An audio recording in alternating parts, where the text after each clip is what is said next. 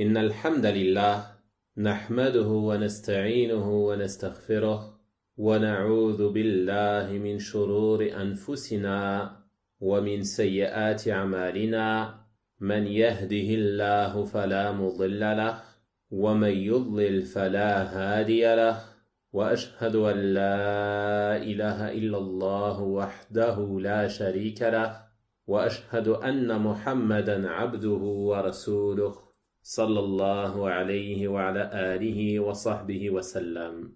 وبعد, chers auditeurs, nous en sommes aujourd'hui au chapitre 62 du livre de l'unicité que l'auteur rahimahullah ta'ala a intitulé Chapitre au sujet du fait de souvent jurer. On a vu dans des chapitres précédents que l'obligation pour le musulman, lorsqu'il jure, lorsqu'il fait un serment, c'est de ne jurer que par Allah subhanahu wa ta'ala. Et on a vu que jurer par autre qu'Allah relève du polythéisme.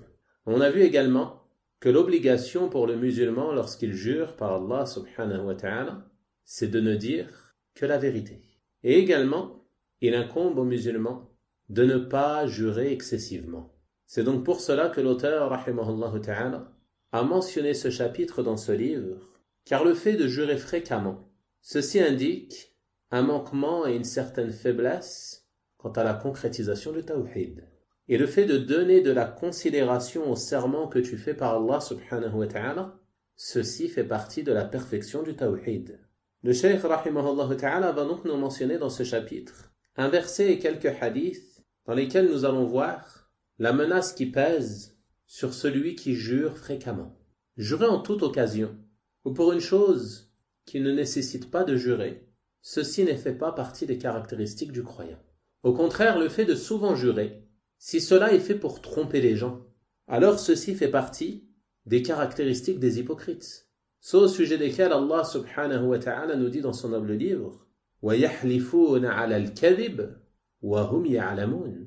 Ils jurent mensongèrement alors qu'ils savent. Et il nous a aussi mentionné subhanahu wa ta'ala parmi leurs caractéristiques au verset 107 de Surat At-Tawbah وَلَا يَحْلِفُنَّ إِنْ أَرَدْنَا إِلَّا الْحُسْنَى. Ils jurent en disant nous ne voulons que le bien. وَاللَّهُ يَشْهَدُ إِنَّهُمْ لَكَاذِبُونَ.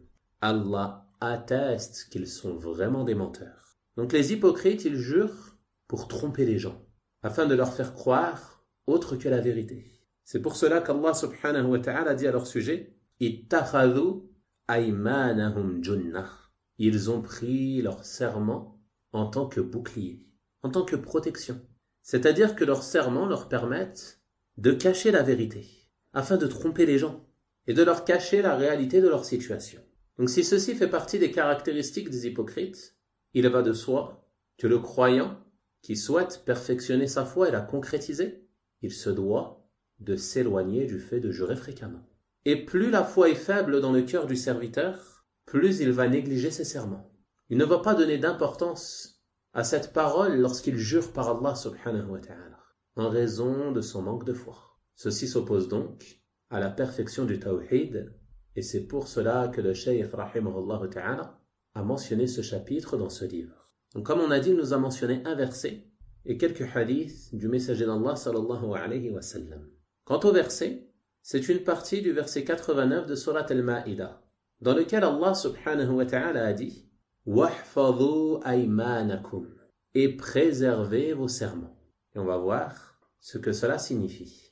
Donc ce verset, c'est le verset dans lequel Allah subhanahu wa ta'ala a légiféré l'expiation du serment non tenu. Il dit subhanahu wa ta'ala لا يؤاخذكم الله باللغو في أيمانكم.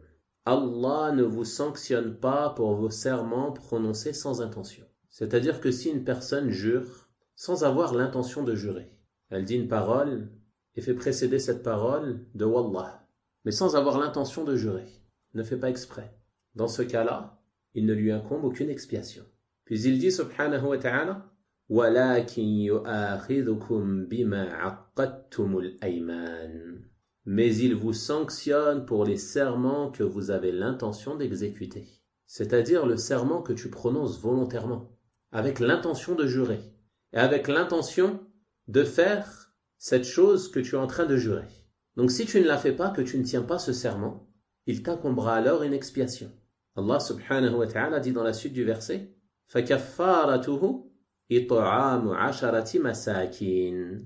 L'expiation en sera de nourrir 10 pauvres. Pour expier ce serment, tu devras nourrir 10 pauvres. Et de quoi dois-tu les nourrir? Il nous dit subhanahu wa ta'ala min awsati ma tut'imuna ahlikum, de ce dont vous nourrissez normalement vos familles. Les gens de science ont dit, c'est-à-dire la nourriture commune des gens du pays, comme par exemple, en ce qui nous concerne, le riz ou les pâtes. On devra nourrir donc 10 pauvres. Et les gens de science ont dit, en donnant l'équivalent d'un demi-sa' pour chaque pauvre. Et le sa', on a vu que c'est une mesure qui équivaut approximativement, selon les aliments, à 3 kilos. Donc, afin d'expier le serment, tu devras nourrir 10 pauvres, en donnant à chacun d'entre eux 1,5 kg de riz ou de pâtes. Puis il dit subhanahu wa ta'ala aw kiswatuhum, ou alors de les habiller, c'est-à-dire de vêtir 10 pauvres. Tu as donc le choix entre le fait de les nourrir ou le fait de les vêtir. Et pour les vêtir, il est nécessaire de leur donner une tenue suffisante leur permettant de prier. Ensuite, il dit subhanahu wa ta'ala aw tahriru raqabah, ou de libérer un esclave. Donc on voit que celui qui fait un serment et ne le tient pas, pour expier ce serment non tenu, il a tout d'abord le choix entre 3 choses. Nourrir 10 pauvres, vêtir 10 pauvres, ou libérer un esclave. Et il ne lui est pas permis de passer au jeûne alors qu'il a les capacités de faire une de ces 3 choses. Car Allah subhanahu wa ta'ala dit ensuite فَمَنْ لَمْ يَجِدْ, quiconque n'en trouve pas les moyens, celui qui n'a pas les moyens de nourrir 10 pauvres, ni de vêtir 10 pauvres, ni d'affranchir un esclave, alors qu'est-ce qu'il doit faire? فَصِيَامُ ثَلَاثَةِ أَيَّامٍ, il devra jeûner 3 jours. Donc le jeûne des 3 jours, il n'est légiféré que pour celui qui ne peut pas faire une des 3 choses que l'on a précédemment citées. Ensuite Allah subhanahu wa ta'ala dit ذَلِكَ كَفَّارَةُ أَيْمَانِكُمْ إِذَا حَلَفْتُمْ, voilà l'expiation pour vos serments lorsque vous avez juré. وَاحْفَظُوا أَيْمَانَكُمْ, et préservez vos serments. On voit donc dans ce verset qu'Allah subhanahu wa ta'ala a légiféré une expiation pour les serments qui ne sont pas tenus. Ceci nous montre donc l'importance du serment, que ceci ne doit pas être une chose prise à la légère. Lorsque tu jures par Allah subhanahu wa ta'ala, cela a une importance, cela a une valeur. Et ce serment, tu te dois de le tenir. Et si tu ne le tiens pas, alors tu te dois de t'acquitter de cette expiation qui est mentionnée dans ce verset. Ceci nous prouve donc l'importance du serment. Car l'expiation, elle n'est légiférée que suite à un péché. Donc celui qui ne tient pas son serment, il a commis un péché. Il doit donc l'expier de la manière mentionnée dans ce verset. Et s'il fait cela, alors son péché est expié bi'idhnillahi ta'ala. Allah subhanahu wa ta'ala dit donc, après avoir mentionné cette expiation, wahfadhu aymanakum, et préservez vos serments. Qu'est-ce que cela signifie préserver vos serments? Les savants du tafsir ont mentionné différentes explications à ce sujet. La première est qu'ils ont dit, et préservez vos serments, cela signifie, et ne faites pas de serments. Préservez-les, c'est-à-dire ne les prononcez pas. Ce verset, selon cette explication, est donc une interdiction de jurer. Et ceci nous indique que le musulman ne doit jurer qu'en cas de besoin. Tu ne dois pas jurer à tout va. Commencer chaque phrase par Wallah, Wallah, Wallah, et ainsi de suite, comme le font certaines personnes. Mais tu ne jures que lorsque cela est nécessaire. Et si tu jures, alors tu te dois d'être véridique et de ne jurer que par Allah subhanahu wa ta'ala. Comme on l'a vu dans un précédent cours, le prophète sallallahu alayhi wa sallam a dit « Celui qui jure par Allah, qu'il soit véridique. » Et il dit dans l'autre hadith « Celui qui jure par autre qu'Allah, il a certes commis de la mécréance ou du polythéisme. » Donc préserver vos serments, cela veut dire ne jurez pas, si ce n'est en cas de besoin. Comme par exemple, si une personne se retrouve dans un tribunal islamique, accusée d'une chose dont elle est innocente, et que l'accusateur ne fournit aucune preuve de son accusation. Alors le juge lui demandera de jurer de son innocence. Dans ce cas-là, il n'y a pas de gêne, incha'Allah ta'ala, à condition bien sûr qu'il soit véridique dans son serment. Également, si une personne se trouve dans une position ambiguë, où que certains individus ont des doutes à son sujet. Alors il n'y a pas de gêne à ce qu'il jure qu'il n'était pas en train de faire ce qu'il pensait par exemple.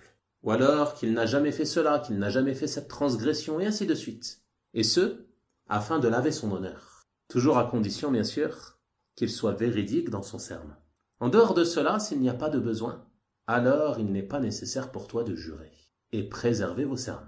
La deuxième explication qu'ont donnée les gens de science au sujet de ce verset, c'est que préserver vos serments, cela signifie préserver vos serments en les expiant si vous ne les tenez pas. Donc l'expiation du serment non tenu, elle fait partie de la préservation du serment, afin qu'Allah subhanahu wa ta'ala expie ta faute de ne pas avoir tenu ce serment. Ensuite, le cheikh rahimahullah ta'ala a mentionné un premier hadith et il a dit, Abu Huraira radiyallahu ta'ala anhu a dit, j'ai entendu le messager d'Allah sallallahu alayhi wa sallam dire, le serment permet d'écouler la marchandise et d'en détruire les gains. Et ce hadith est rapporté par les imams Al-Bukhari et Muslim rahimahumallahu ta'ala. Le serment permet d'écouler la marchandise. Qu'est-ce que cela signifie? Vous savez, les vendeurs, lorsqu'ils proposent leur marchandise et qu'ils jurent que cette marchandise est de bonne qualité, ou alors qu'ils jurent que ce produit est frais, ou qu'ils jurent ceci et cela, alors les gens pensent qu'il est véridique et lui achètent cette marchandise. Donc son serment est une cause lui permettant d'écouler sa marchandise, car les musulmans ont bonne opinion les uns des autres et ils savent que si quelqu'un jure par Allah subhanahu wa ta'ala, ceci n'est pas une chose insignifiante. Donc ils croient ce vendeur, ils ont confiance en lui et lui achètent sa marchandise car ils se disent que s'il n'était pas véridique, il n'aurait pas juré. Donc son serment, il lui permet quoi? Il lui permet de vendre sa marchandise. Mais médite sur ce que le prophète sallallahu alayhi wa sallam nous dit ensuite. Le serment permet d'écouler la marchandise et d'en détruire les gains. C'est-à-dire que les gains qu'il aura obtenus de ces ventes qu'il a fait en jurant, ils seront privés de toute bénédiction. Ou bien il perdra complètement ses gains, il perdra cet argent. Ou alors, il sera toujours en sa possession, mais ce sera de l'argent privé de baraka, privé de bénédiction. C'est-à-dire ce ne sera pas de l'argent utile pour son propriétaire. Donc ceci concerne le commerçant qui vend sa marchandise en jurant alors qu'il ment. Il sera privé de toute bénédiction dans ses gains. Et en plus de cela, il encourt un châtiment sévère dans l'au-delà de la part d'Allah subhanahu wa ta'ala, comme on va le voir dans le hadith suivant. Il a donc mentionné un deuxième hadith et il a dit, d'après Salman, radiyallahu ta'ala anhu, le messager d'Allah sallallahu alayhi wa sallam a dit, il y a 3 personnes à qui Allah ne parlera pas et qu'il ne purifiera pas et ils auront un châtiment douloureux. 3 personnes. Allah subhanahu wa ta'ala ne leur parlera pas au jour de la résurrection. Car Allah subhanahu wa ta'ala va honorer ses serviteurs croyants en leur parlant au jour de la résurrection. Comme il est venu dans le hadith authentique rapporté par les imams Al-Bukhari et Muslim rahimahumallahu ta'ala, le prophète sallallahu alayhi wa sallam a dit, Allah subhanahu wa ta'ala parlera à chacun d'entre vous sans qu'il n'y ait entre vous d'interprète. Donc ceci est un honneur qu'auront les croyants au jour de la résurrection. Mais ces 3 personnes que le prophète sallallahu alayhi wa sallam va nous mentionner dans ce hadith, Allah subhanahu wa ta'ala les privera de ce bienfait immense. Il ne leur parlera pas. Et il ne les purifiera pas. Et ils auront un châtiment douloureux. On voit donc ici que ce sont 3 menaces sévères à l'encontre de ces 3 personnes que le prophète sallallahu alayhi wa sallam va nous mentionner. Le premier, il dit, un vieillard fornicateur. C'est-à-dire un vieillard aux cheveux blancs qui commet le grave péché de la fornication. Allah subhanahu wa ta'ala a interdit ce péché dans son noble livre. Et il a même interdit les causes menant à ce péché. Car il a dit subhanahu wa ta'ala وَلَا تَقْرَبُوا الزِّنَا إِنَّهُ كَانَ فَاحِشَةً وَسَاءَ سَبِيلًا. Et n'approchez pas la fornication. C'est-à-dire ne forniquez pas et ne l'approchez pas, ne faites pas les causes menant à ce grave péché. Car c'est vraiment une turpitude et un mauvais chemin. Donc la fornication, elle fait partie des grands péchés qui anéantissent les mœurs, qui anéantissent les sociétés, qui anéantissent les lignées, et ainsi de suite parmi les méfaits de ce grave péché, comme on peut le constater dans les pays où il est répandu. Donc ce péché est d'une grande gravité, mais il peut être encore plus grave selon la personne qui va le commettre. Et en l'occurrence ici, le fait qu'un vieillard aux cheveux blancs commette ce péché, ceci est un acte très vil, car le vieillard, étant donné son âge avancé, l'obligation pour lui est de se préserver de ce genre de péché. D'autant plus qu'à cet âge-là, il a moins de désirs et de pulsions qu'un jeune homme. Donc, il est censé être moins tenté par ce péché. De plus, lorsque la personne atteint un certain âge, elle se rapproche de la mort. Donc, son obligation est de se préparer à l'au-delà, en se repentant de ses péchés, en multipliant les œuvres de bien, en multipliant les bonnes actions, espérant de son Seigneur subhanahu wa ta'ala le pardon de ses péchés et l'acceptation de ses bonnes œuvres. Donc s'il commet ce grave péché à cet âge-là, ceci nous montre la laideur de son comportement et ses mauvaises mœurs, son mauvais caractère, et que ce péché fait partie de son caractère, wal'iyadu billah. Et c'est pour cette raison qu'il est sous ces 3 menaces mentionnées dans le hadith. Allah ne lui parlera pas, ne le purifiera pas, et il aura un châtiment douloureux. La deuxième personne, le prophète sallallahu alayhi wa sallam nous dit un pauvre orgueilleux. L'homme, de manière générale, il se doit de faire preuve d'humilité. D'humilité envers Allah subhanahu wa ta'ala, mais également d'humilité envers les créatures d'Allah. Et l'orgueil, c'est le contraire de l'humilité. L'orgueil, il peut pousser à de nombreux péchés, il peut même pousser à la mécréance et au délaissement de l'adoration d'Allah subhanahu wa ta'ala. En effet, médite sur la parole d'Allah subhanahu wa ta'ala au verset 60 de Surat Ghafir. Lorsqu'il dit subhanahu wa ta'ala « Innal ladhina yastakbiruna an ibadati sayadkhuluna jahannama dakhirin » Ceux qui par orgueil refusent de m'adorer. Par orgueil, ils refusent d'adorer Allah subhanahu wa ta'ala. Ils entreront bientôt dans l'enfer humilié. Et l'orgueil, c'est également la cause de l'avilissement de Iblis et de sa mécréance. Il a mécru en raison de son orgueil. Allah subhanahu wa ta'ala nous dit à son sujet « Aba wastakbar wa kana minal kafirin » Il refusa, c'est-à-dire il refusa de se prosterner devant Adam. Il s'enorgueillit et fut du nombre des mécréants. Il était jaloux de Adam alayhi salam. Donc, lorsqu'Allah subhanahu wa ta'ala a ordonné aux anges de se prosterner, ils se sont tous prosternés à l'exception de Iblis. Pourquoi? En raison de son orgueil. Il pensait être mieux que Adam et a donc refusé d'obéir à Allah subhanahu wa ta'ala et il ne s'est pas prosterné. On voit donc que l'orgueil, ce n'est pas une chose anodine. Elle peut avoir des conséquences très graves. Et également, cet orgueil, il peut être présent entre les gens. Il y a certaines personnes qui s'enorgueillissent en se pensant supérieurs aux autres. Et ils méprisent les gens et les rabaissent. Ceux-là ne savent rien, ceux-là ne comprennent rien, ceux-là ci, ceux-là ça. Et ils pensent que lui, il est au-dessus d'eux, à un rang supérieur. Alors il les méprise. Et ceci également fait partie des grands péchés. Et ce qui est attendu de toi, c'est que tu fasses preuve d'humilité. D'humilité envers Allah subhanahu wa ta'ala, mais aussi d'humilité envers les gens.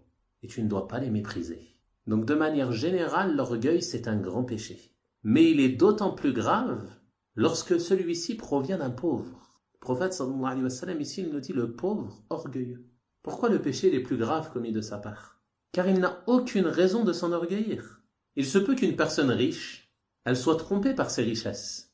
Elle est leurrée par celle-ci.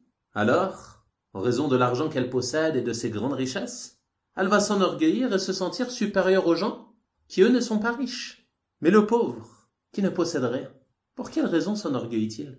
Ceci prouve que ceci est un comportement qui est ancré en lui, car il s'enorgueillit sans raison. Et c'est pour cela que son orgueil est plus grave que l'orgueil d'une personne riche. Et pour cette raison, Allah subhanahu wa ta'ala ne lui parlera pas au jour de la résurrection, ne le purifiera pas, et il aura un châtiment douloureux et on demande à Allah subhanahu wa ta'ala de nous préserver.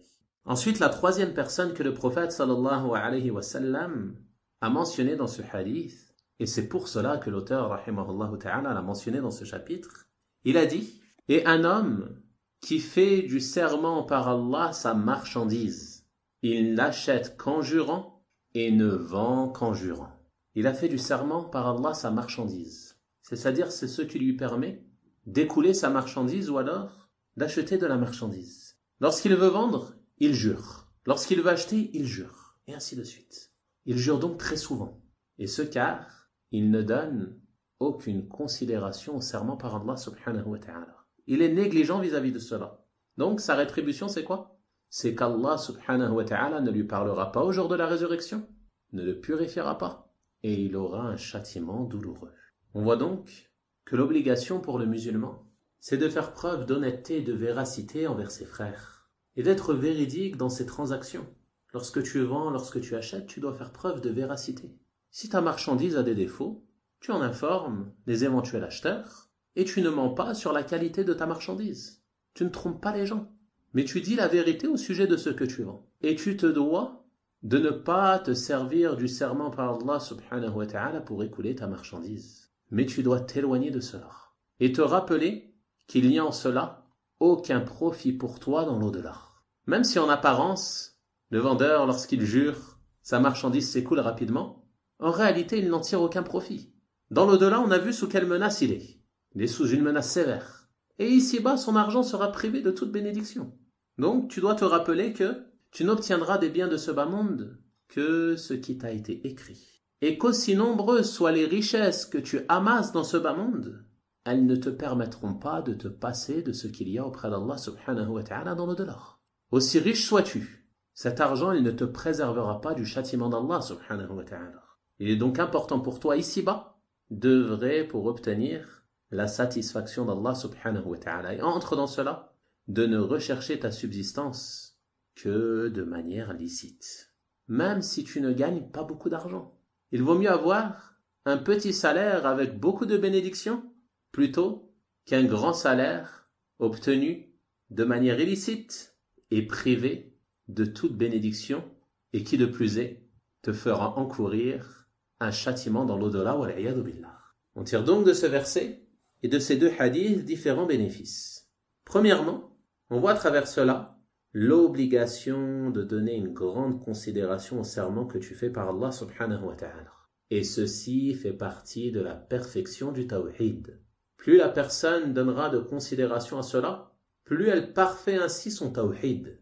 Et plus la personne est négligente et jure fréquemment, sans ne donner aucune considération au serment qu'elle fait par Allah subhanahu wa ta'ala, alors ceci indique la faiblesse de sa foi et la faiblesse de son tawhid. Le deuxième bénéfice, c'est l'interdiction de jurer souvent. Car celui qui jure souvent, alors il tombera souvent dans le mensonge. Et le fait de jurer souvent, cela indique un manque de considération à l'égard d'Allah subhanahu wa ta'ala. Et ceci, comme on a dit, est une faiblesse dans le tawhid. Le troisième bénéfice est qu'il y a dans ce hadith la preuve que la véracité et le fait de donner de la considération au serment, ce sont des causes pour obtenir la bénédiction dans tes biens. Le fait de ne pas jurer pour vendre ou pour acheter, et d'être véridique lorsque tu vends ou lorsque tu achètes, ceci te permet qu'Allah subhanahu wa ta'ala bénisse les biens que tu gagnes. Quant au mensonge et à la négligence dans le serment, alors ceci sont des causes pour être privé de toute bénédiction. Enfin, le quatrième bénéfice est qu'il y a dans ce hadith la preuve de la menace sévère qui pèse sur celui qui jure fréquemment. Et que ceci fait partie des grands péchés. Car Allah subhanahu wa ta'ala l'a menacé de cette menace sévère, de ne pas lui parler, de ne pas le purifier et de lui donner un châtiment douloureux au jour de la résurrection. Ceci nous indique que le fait de jurer souvent fait partie des grands péchés. Tu ne dois donc pas penser que ceci est une chose anodine sans gravité. Ensuite, le cheikh, rahimahullah ta'ala, a mentionné un troisième hadith et il a dit, et dans l'authentique, c'est-à-dire ici l'authentique de l'imam Muslim, rahimahullah ta'ala. Et ce hadith est rapporté selon le sens également dans l'authentique del Bukhari. D'après Imran ibn Hussein, radiyallahu ta'ala anhu, le messager d'Allah sallallahu alayhi wa sallam a dit, les meilleurs de ma communauté sont ma génération, puis ceux qui les suivent, puis ceux qui les suivent. Donc le prophète sallallahu alayhi wa sallam, il nous informe dans ce hadith que les meilleurs de sa communauté, ce sont les musulmans de sa génération, c'est-à-dire les compagnons radiyallahu ta'ala anhum. Et ceci est reconnu à l'unanimité de la communauté.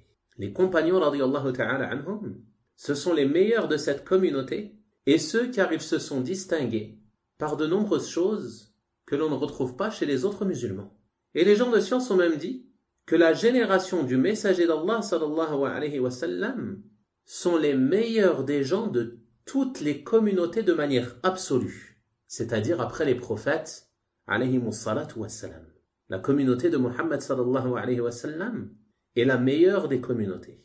Et les meilleurs de la communauté de Muhammad sallallahu alayhi wa sallam, ce sont ceux de la première génération, c'est-à-dire les compagnons radiyallahu ta'ala anhum. En effet, ce sont eux qui ont tenu compagnie au messager d'Allah sallallahu alayhi wa sallam, qui l'ont vu et qui ont cru en lui. Également, ils ont combattu à ses côtés, ils l'ont soutenu et ils l'ont défendu par leur personne et par leurs biens. Et certains d'entre eux ont émigré avec lui sallallahu alayhi wa sallam. Également, parmi leurs mérites, il y a le fait qu'ils ont reçu cette religion de la bouche du messager d'Allah sallallahu alayhi wa sallam. Ils ont appris le Coran auprès du messager d'Allah sallallahu alayhi wa sallam. Ils ont appris la sunna auprès du messager d'Allah sallallahu alayhi wa sallam. Ils ont donc appris la religion de l'islam directement auprès du messager d'Allah sallallahu alayhi wa sallam, puis ensuite ils ont propagé et transmis cette religion avec sincérité, honnêteté et loyauté. Également, on compte parmi leurs mérites le fait qu'ils ont propagé cette religion d'est en ouest et qu'ils ont accompli de nombreuses conquêtes radiyallahu ta'ala anhum. C'est pour cela que les compagnons radiyallahu ta'ala anhum, les aimer fait partie des signes de la foi et les détester fait partie des signes de la mécréance et de l'hypocrisie. Et leurs mérites sont venus dans de nombreux versets dans le Coran et dans de nombreux hadiths de la sunna du messager d'Allah sallallahu alayhi wa sallam. Donc Imran ibn Hussein, il nous informe que la meilleure génération, c'est la génération du prophète sallallahu alayhi wa sallam. Puis ceux qui les suivent, puis ceux qui les suivent. Donc ceux qui les suivent, ce sont les tabi'in, ceux qui ont appris la religion auprès des compagnons.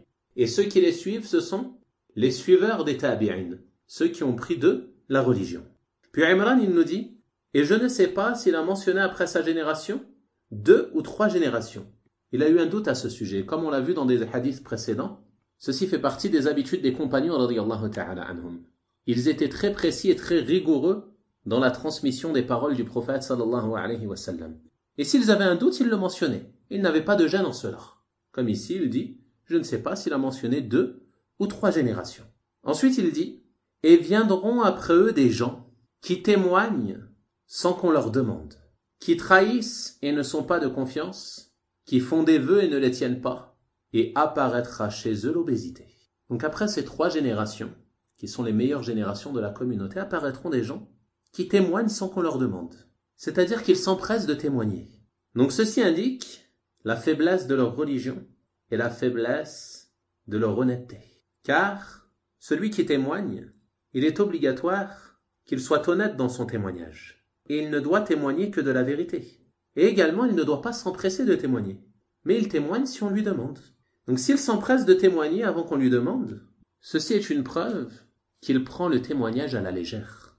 Et ceci est une preuve de la faiblesse du tawhid. C'est donc pour cela que l'auteur, rahimahullah ta'ala, a mentionné ce hadith dans ce chapitre, car le témoignage est une forme de serment. La preuve à ce sujet est la parole d'Allah subhanahu wa ta'ala aux 2 premiers versets de Surat al-Munafiqun. Lorsqu'il a dit « إِذَا جَاءَكَ الْمُنَافِقُونَ قَالُوا نَشْهَدُ إِنَّكَ لَرَسُولُ اللَّهِ » Lorsque les hypocrites viennent à toi et disent « Nous attestons, nous témoignons que tu es le messager d'Allah. » وَاللَّهُ يَعْلَمُ إِنَّكَ لَرَسُولُهُ وَاللَّهُ يَشْهَدُ إِنَّ الْمُنَافِقِينَ لَكَاذِبُونَ. Allah sait que tu es son messager et Allah atteste, Allah témoigne que les hypocrites sont vraiment des menteurs. Donc dans ce verset, Allah subhanahu wa ta'ala nous informe au sujet des hypocrites qu'ils témoignent. Puis il dit, dans le verset suivant, ittakhadhu aymanahum junnah. Ils ont pris leur serment pour bouclier. On voit donc qu'Allah subhanahu wa ta'ala a appelé dans ce verset le témoignage comme étant un serment. Donc ceci nous prouve que ceux qui s'empressent de témoigner sans qu'on leur demande, ils sont comme ceux qui font des serments fréquemment. Et le fait qu'ils prennent le témoignage et le serment à la légère, cela indique la faiblesse de leur foi et la faiblesse de leur tawhid. Ensuite il dit sallallahu alayhi wa sallam, ils trahiront le dépôt et ne seront pas de confiance. Le fait de trahir le dépôt, une chose qu'on te confie, ceci fait partie des caractéristiques des hypocrites également. En effet, le prophète sallallahu alayhi wa sallam dit dans le hadith authentique rapporté par les imams al-Bukhari et Muslim, rahimahumallahu ta'ala, les signes de l'hypocrite sont au nombre de 3. Lorsqu'il parle, il ment. Lorsqu'il promet, il ne tient pas sa promesse. Et lorsqu'on lui confie un dépôt, lorsqu'on lui confie une chose, il la trahit. Donc la trahison du dépôt fait partie des caractéristiques des hypocrites. Et le dépôt a un sens général. Ce n'est pas seulement lorsque tu confies de l'argent. Car certaines personnes, ils n'ont pas de mal si on leur confie de l'argent ou si on leur confie un bien à le préserver, à prendre garde, à ne pas le perdre, à ce qu'il ne soit pas abîmé. Par contre, lorsqu'on leur confie un secret, lorsqu'on leur confie une parole, et qu'on leur dit de ne pas en parler, que son frère vient à lui et lui dit « Je te dis une chose, mais tu n'en parles à personne, cela reste entre toi et moi ». Alors c'est ici qu'apparaît celui qui concrétise réellement le respect du dépôt. Est-ce qu'il est de confiance ou non? Malheureusement aujourd'hui, lorsque l'on confie un secret à quelqu'un, il brûle d'envie d'aller en parler à d'autres personnes. À la simple écoute de « je vais te dire une chose et tu n'en parles à personne », il pense déjà à qui il va en informer, wal'iyadu billah. Et ceci est une forme de trahison du dépôt. Et c'est un des signes parmi les signes de l'hypocrisie. Tu dois donc prendre garde à cela. Le secret, c'est un dépôt. Lorsque ton frère te confie un dépôt, lorsque ta sœur te confie un dépôt, tu te dois de ne pas le trahir. Tu ne dois donc pas parler de leur secret. Et également, tu dois préserver les biens qu'ils te confient ou les objets qu'ils te prêtent, et ainsi de suite. Car le dépôt, il a une valeur immense en islam. Et le prophète sallallahu alayhi wa sallam, il nous informe dans ce hadith qu'il y a des gens après les meilleures générations qui vont venir et qui vont trahir le dépôt, qui ne vont pas être de confiance, wallah al-musta'an. Ensuite, il a dit, ils feront des vœux et ne les tiendront pas. On a vu dans un chapitre précédent que le vœu consiste à s'imposer d'accomplir un acte d'obéissance pour Allah subhanahu wa ta'ala qui n'est pas obligatoire à la base dans la législation, comme le fait que le serviteur s'impose de jeûner les lundis et les jeudis, ou le fait que le serviteur s'impose de prier une nuit particulière. Il fait le vœu à Allah de jeûner tous les lundis et les jeudis. À partir du moment où il a fait cela, ceci devient pour lui obligatoire. Il est donc obligatoire pour lui de respecter ce vœu et de le tenir. Le prophète sallallahu alayhi wa sallam a dit dans le hadith rapporté par l'imam al-Bukhari rahimahullah ta'ala, celui qui fait le vœu d'obéir à Allah alors qu'il lui obéisse. Il est donc obligatoire pour le musulman qui fait le vœu pour Allah de donner une aumône ou de faire une prière ou de jeûner ou de faire un pèlerinage ou une umrah ou toute autre adoration, à partir du moment où il a fait le vœu pour Allah de l'accomplir, même si celle-ci à la base n'est pas obligatoire, il se doit de l'accomplir. Et s'il ne l'accomplit pas, alors il est dans le péché pour le délaissement de cette obligation. Enfin, le prophète sallallahu alayhi wa sallam a mentionné une autre caractéristique de ces personnes qui viendront après les 3 premières générations et il a dit « Et apparaîtra chez eux l'obésité », c'est-à-dire qu'ils seront corpulents, en raison du fait qu'ils ne se préoccupent que des délices de ce bas monde et de l'assouvissement de leurs désirs et de leurs passions, au point d'en oublier l'au-delà et d'en oublier le fait qu'ils auront des comptes à rendre de leurs œuvres auprès d'Allah subhanahu wa ta'ala. Donc, ils jouissent des délices de ce bas monde, de ses plaisirs, au point de se détourner de l'obéissance à Allah subhanahu wa ta'ala, au point de devenir comme des animaux, qui n'ont pour objectif que de manger. Cela lui suffit à l'animal, manger et boire. Mais l'homme, il a été chargé d'une tâche plus noble que cela, qui est l'adoration d'Allah subhanahu wa ta'ala, et c'est pour cela que tu as été créé. Donc si la personne se laisse aller dans les délices de ce bas monde au point d'en négliger les œuvres de l'au-delà, dans cette situation, elle est blâmable. Mais si la personne prend du poids pour une autre raison, pour des raisons de santé ou car ceci est une épreuve par laquelle elle est touchée, tout en se soumettant comme il se doit aux ordres d'Allah subhanahu wa ta'ala, en accomplissant ses obligations, en délaissant les interdits et les péchés, et en œuvrant dans le bien pour préparer ses provisions pour le delà. Alors dans ce cas-là, la personne n'est pas blâmable, incha'Allah ta'ala. Ensuite, le cheikh rahimahullah ta'ala a mentionné un autre hadith et il a dit Et on y trouve aussi, c'est-à-dire dans l'authentique de l'imam Muslim, rahimahullah ta'ala, d'après Ibn Mas'ud, que le prophète sallallahu alayhi wa sallam a dit « Les meilleurs des gens sont ma génération, puis ceux qui les suivent, puis ceux qui les suivent, puis viendront après eux des gens dont le témoignage précédera le serment, et le serment précédera le témoignage. » Donc dans ce hadith, on a l'affirmation de ce sur quoi Imran radiyallahu ta'ala anhu a douté dans le hadith précédent. Il ne savait pas si le prophète sallallahu alayhi wa sallam avait mentionné 2 ou 3 générations après la sienne. Donc dans le hadith d'Ibn Mas'ud, on voit que le prophète sallallahu alayhi wa sallam n'a mentionné que 2 générations. Et c'est pour cela que l'on dit les 3 générations privilégiées, qui sont les compagnons radiyallahu ta'ala anhum, puis les tabi'in, puis les suiveurs des tabi'in. Après eux, après ces 3 générations, viendront des gens dont le témoignage précédera le serment et le serment précédera le témoignage. C'est-à-dire qu'ils prendront le témoignage et le serment avec légèreté. Ils ne donneront aucune importance, mais ils s'empresseront de témoigner, ils s'empresseront de jurer, sans prendre en considération l'importance du serment par Allah subhanahu wa ta'ala. Mais ils jureront et témoigneront fréquemment. Donc, ceci est un blâme du fait de jurer et de témoigner fréquemment. Et c'est pour cela que l'auteur, rahimahullah ta'ala, a mentionné ce hadith dans ce chapitre. Enfin, il a mentionné une parole de Ibrahim, c'est-à-dire Ibrahim al-Nakha'i, rahimahullah ta'ala, qui est un tabi'i, un de ceux de la 2e génération qui ont pris la religion auprès des compagnons radiyallahu ta'ala anhum. Et il fait notamment partie des élèves de Abdullah ibn Mas'ud radiyallahu ta'ala anhu. Il a dit: on nous frappait pour le témoignage et les engagements alors que nous étions petits. C'est-à-dire que les pieux prédécesseurs, rahimahumullah ta'ala, parmi les compagnons et ceux qui sont venus après eux, ils avaient pour habitude de corriger les enfants s'ils les entendaient témoigner ou jurer, et ce en guise d'éducation, afin de leur faire prendre conscience que le témoignage et le serment ne sont pas des choses à prendre à la légère. Et l'enfant, il se doit d'apprendre cela dès son plus jeune âge, car c'est dès son plus jeune âge qu'il va adopter les nobles caractères. Certaines personnes, lorsque l'enfant est petit, ils le laissent faire et dire ce qu'il veut. Ils disent, il verra quand il sera grand. Il est encore petit, il a le temps. Mais c'est dès tout petit que tu dois lui apprendre les bonnes manières. Quand il sera grand, ses mauvais comportements seront ancrés en lui, wal'iyadhu billah. Et même s'il le veut, il aura du mal à s'en détacher. Donc c'est tout petit que tu dois lui faire prendre l'habitude des bonnes manières et donner de l'importance à son éducation, comme le faisaient nos pieux prédécesseurs, rahimahumullah ta'ala.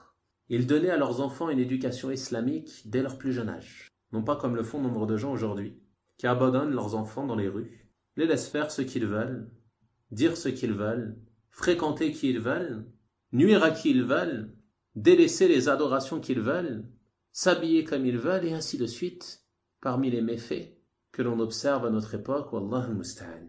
Les parents ne se soucient plus de savoir si leurs enfants prient ou non, ou de savoir si leurs enfants commettent des péchés ou non, ou de savoir qui fréquente leurs enfants, est-ce qu'ils fréquentent des gens de bien ou est-ce qu'ils fréquentent des gens de mal. Ils ont donc trahi ce dépôt qui leur a été confié, qui est un dépôt immense, et tu te dois d'en prendre soin. Et entre dans cela le fait de donner une bonne éducation à tes enfants, en leur inculquant les valeurs islamiques dès leur plus jeune âge. Certaines personnes sont plus négligents envers leurs enfants qu'ils ne le seraient envers du bétail. En effet, si une personne possédait du bétail, qu'il possédait des moutons par exemple, il en prendrait soin, il fera attention à ce qu'il mange, il fera attention à ce qu'il ne se sauve pas, il ne le laisserait pas sortir seul, il l'accompagnerait, afin de le préserver des nuisances du loup, des chiens sauvages et autres. Mais son enfant, il le laisse, il l'abandonne seul dans la rue. Ne se soucie pas de ce qu'il mange, de ce qu'il fait, de quoi il se vêtit, des gens qu'il fréquente, et ainsi de suite. Et ceci est une cause d'un grand mal dans la communauté, wallah al-musta'an. Ces enfants, ce sont la génération de demain. Et c'est pour cela que les ennemis de l'islam, conscients de cela, donnent de l'importance et font de grands efforts pour égarer les enfants dès leur plus jeune âge. Donc, si tu es conscient de cela, tu dois prendre les devants et préserver tes enfants de tous ces maux. Et faire des efforts pour te trouver dans un endroit où tu pourras les préserver de cela et leur donner une éducation islamique, leur inculquer les valeurs et les bons comportements de l'islam. On va donc s'arrêter là pour ce soir. Wa sallallahu wa sallama wa barak ala nabiyyina Muhammad وعلى آله وصحبه أجمعين والحمد لله رب العالمين وجزاكم الله خيرا.